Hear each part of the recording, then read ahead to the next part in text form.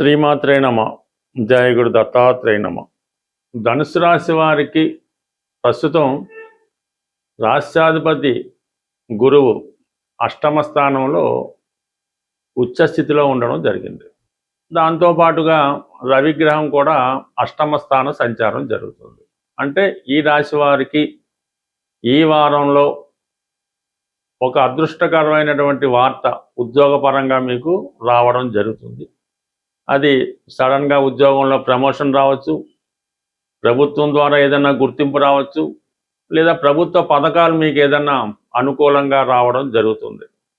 ఇంతకాలంగా మీరు చేస్తున్నటువంటి కృషికి సరైనటువంటి గుర్తింపు ఈ సమయంలో రావడం జరుగుతుంది. అంటే ఈ రెండు గ్రహాలు కూడా ధనస్థానాన్ని వీక్షిస్తుంటాయి. మరి రవి ధనస్థానాన్ని వీక్షించడం వల్ల తండ్రి గారి సహకారం కానీ, గురువుల సహకారం కానీ, మీ పిల్లల యొక్క సహకారం కానీ మీ కుటుంబానికి రావడం జరుగుతుంది. మరి గురువు కూడా మీ కుటుంబ స్థానాన్ని చూడటం వల్ల కుటుంబంలో ఒకరికి గుర్తింపు, ఉద్యోగం, గౌరవ హోదా రావడం కానీ, వివాహం ద్వారా ఎవరో ఒకరు మీ కుటుంబాన్ని కొత్తగా కలవడం కానీ జరిగే అవకాశం ఉంది. కొన్ని సందర్భాల్లో మీ కుటుంబంలో కుటుంబ సభ్యుల సంఖ్య పెరుగుతూ ఉంటుంది. అంటే మీకు పిల్లలు, మనవలు, మనవరాళ్ళు పుట్టడం కానీ, ఈ విధంగా మీరు కుటుంబం అంతా సంతోషంగా ఉండడం జరుగుతుంది. ఆర్థిక పరంగా అనుకూలంగా ఉంటుంది. కుటుంబం యొక్క స్థాయి పెరుగుతుంది. ఇక కుజుడు 6వ స్థాన సంచారం, ఇంచుమించుగా మనకి కుజుడు ఆగస్టు 2వ తారీఖు వరకు కుజుడు 6వ స్థానంలో ఉండడం వల్ల శత్రువులు, రోగాలు, రుణాలు వీటి నుంచి మనకి విముక్తి రావడం జరుగుతుంది. 6వ స్థానం విజయస్థానం కాబట్టి ఇది క్రీడాకారులకు కానీ, నిరుద్యోగులకు కానీ ఉద్యోగ అవకాశాలు, విజయ అవకాశాలు పెరుగుతాయి. అలాగే రుణ ప్రయత్నాలు ఫలించడం జరుగుతుంది. పాత రుణాల నుంచి విముక్తి కూడా రావడం జరుగుతుంది. మీకు ఏమైనా కోర్టు సమస్యలున్నా, ఆర్థిక లావాదేవీలున్నా, అన్నదమ్ములతో విభేదాలున్నా అవి మీకు అనుకూలంగా రావడం జరుగుతూ ఉంటుంది. అలాగే ఈ సమయంలో మీరు భూములు, స్థిరాస్తులు కొనడం కానీ, ఏదైనా కొద్దిగా ధనం రుణంగా తీసుకొని ఒక స్థిరాస్తి కొనాలనే మీ ప్రయత్నం కూడా నెరవేరుతుంది. ఎందుకంటే 6లో ఉన్నటువంటి కుజుడు 12 వీక్షించడం వల్ల, అంటే 12వ స్థానంలో కుజ ప్రభావం ఉన్నప్పుడే మనం ఏదైనా భూమి కానీ, ఇల్లు కానీ, స్థిరాస్తి కానీ కొనగలుగుతాం. అలాగే కుజుడు రాశిని కూడా వీక్షిస్తున్నాడు. ఈ ఆగస్టు 2వ తారీఖు వరకు కుజుడు 6వ స్థానం నుంచి రాశిని వీక్షించడం వల్ల మరి మీకైనా దీర్ఘకాలిక అనారోగ్య సమస్యలతో ఉన్న వాళ్ళు కానీ, ఏమైనా సర్జరీ లాంటివి చేయించుకోవాలనుకున్న వాళ్ళకి ఈ సమయంలో అది సడన్గా కాకుండా ఇష్టపూర్వకంగా మీకు ఏదైనా ఒక సర్జరీ జరగడం కానీ, వైద్యపరమైన పరీక్షలు కానీ, వైద్యుల్ని సంప్రదించడం కానీ, ఇటువంటి మీరు ఆరోగ్యం బాగుపరుచుకునే నిమిత్తం కొన్ని పరీక్షలు లాంటివి చేయించుకునే అవకాశం ఉంది. బట్ ఏదైనా మీరు ఈ వారం అంతా చాలా యాక్టివ్గా, హుషారుగా ఉంటారు. చాలా సమస్యల నుంచి మీకు బయటపడడం జరుగుతుంది. 3లో ఉన్నటువంటి రాహు మీరు ఏ ప్రయత్నం మొదలెడదాం అనుకున్నా పెద్ద వాళ్ళు సహకరిస్తూ ఉంటారు.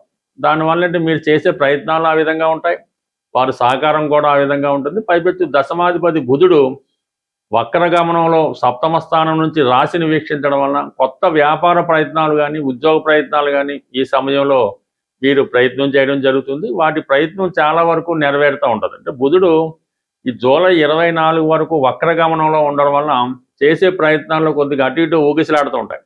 2-3 ప్రయత్నాలు చేస్తుంటారు. ఏ ప్రయత్నం కూడా సరిగ్గా సక్సెస్ అయితే అవ్వదు.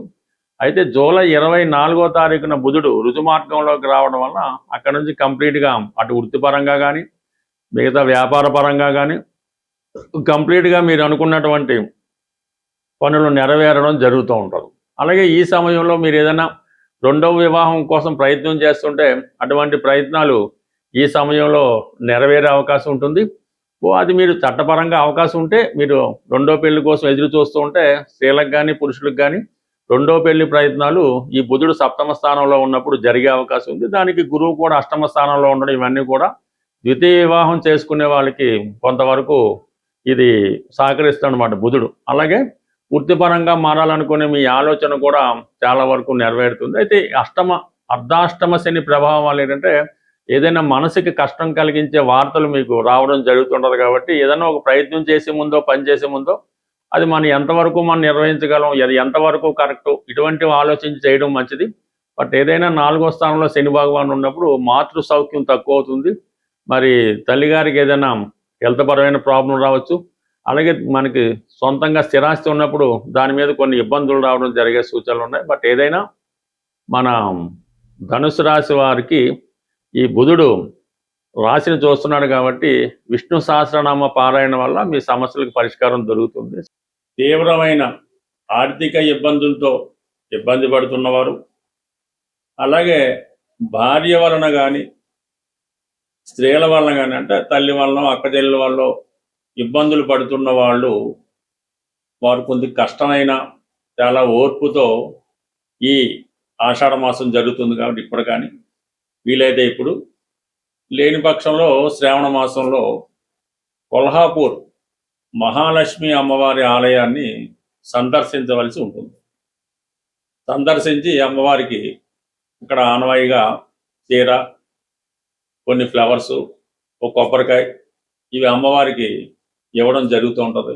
అవి మీ స్థాయిని బట్టి ఈ తాలిబొట్టు, పసుపు అన్నిటితో పాటు అమ్మవారికి సమర్పించండి. అక్కడ వాళ్ళు మీకు మీరిచ్చిన కొబ్బరికాయనే తిరిగి మీకు ఇవ్వడం జరుగుతూ ఉంటుంది. పీస్తో ఉన్నది ఇస్తారు.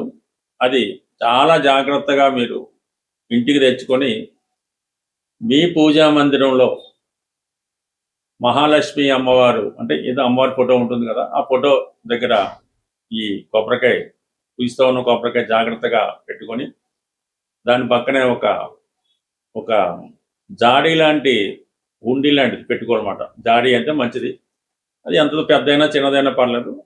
అందులో ప్రతి శుక్రవారం ఎంతో కొంత ధనాన్ని వేయటం, ఆ కొబ్బరికాయ ఆ జాడీ పైన పెట్టడం వల్ల మీరు వారం వారం రోజు రోజు ఏదో విధంగా ఎంతో కొంత మీకు తోచింది బ్రేక్ లేకుండా వేస్తూ ఉంటే మీకు ఉన్నటువంటి అన్ని ఆర్థిక సమస్యలు 100% పరిష్కారం అవడం జరుగుతుంది.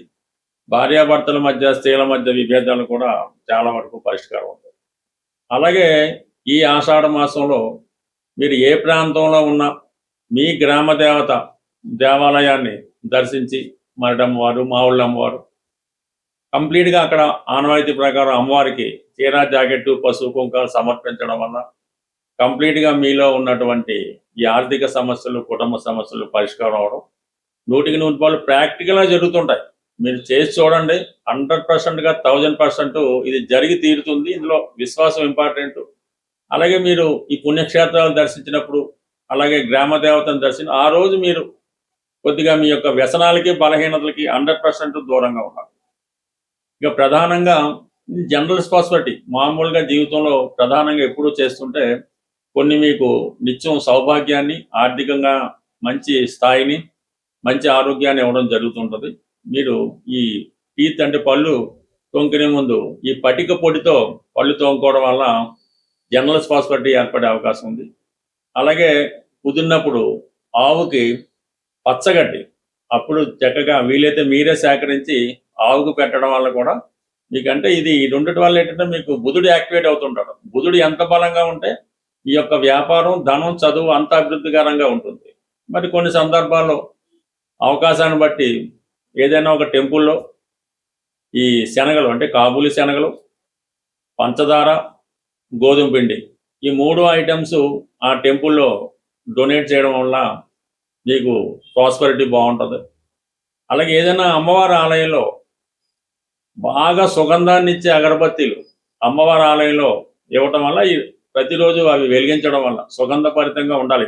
మంచి కాస్ట్లీవి అమ్మవారి దేవాలయంలో ఉన్నాయి. కానీ మీరు పూజా మందిరం మెయింటైన్ చేస్తుంటే సాయంకాలం సూర్యాస్తం అయిన తర్వాత అటువంటి అగరబత్తిని మీ యొక్క గృహంలో అమ్మవారి ముందు వెలిగించడం వల్ల అది గృహం అంతా వ్యాపించడం వల్ల ఇంట్లో పాజిటివ్ ఎనర్జీ రావడం జరుగుతుంటుంది.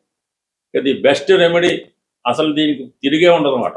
మీరు ఎంత కుదిరితే అంత ఈ బొంబాయి రవ్వ అనే గోధుమను ఒక పావు కేజీ, ఓ పావు కేజీ పంచదార, ఒక పావు కేజీ నెయ్యి, 100 గ్రాముల నెయ్యి, ఇవన్నీ శుభ్రంగా కలిపి చీమలకి ఆహారంగా వేయాలి. ఎక్కడ ఈ ఫారెస్ట్లోనూ లేదంటే ఈ తోటల్లోనూ అక్కడక్కడ ఉంటుంటే మీరు చీమలు చూడక్కర్లేదు, అక్కడ ఎంత అవే తీసుకుంటాయి.